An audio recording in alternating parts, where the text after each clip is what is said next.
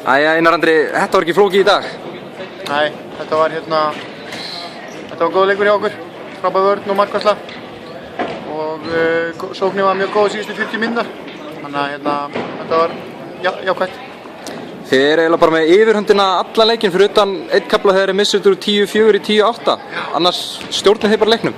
Já, við skoruðum mikið úr hraðhlaupum í byrjun og sóknin var svolítið stíf og þeir fengu þetta hraðhlaup í byrjun til þess að skaða okkur meira en Danni var að verja og síðan kom þessi kafli 10-8 en eftir það þá var þetta aldrei spurning.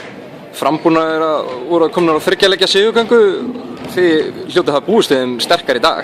Já, við vorum búin að sjá það spila á móti þessum liðum, þessum sigurleiki og þeir litu mjög vel út þar og við byggum okkur bara undir það þannig framlið en þegar Danni í svona ham í markinu og Ágúst síðan þá var erfitt að vinna leiki og vörnin var líka mjög föst fyrir. Þú varst þegar svona kortri eftir farin að skipta svona yngri leikmönnum inn, það kom bara ekkert á sök, þeir áttu bara virkilega góð innkomu. Nei, þetta er bara góði leikmenn, þessi strákar sem við erum með og efnilegir margir og stóðu sig bara eins og við vonuðumst til. Ágúst var frábær í markinu og Halldór kom í horni og stóðu sig frábærlega. Er þetta bara grunnatriðin í handbolta, vörn og markvarsla vinna leiki? Það er svolítið þannig, það er yfirleitt góður skritt að sigri. Nú eru þið komnir á toppinn, það hlýtur að vera ánægilegt.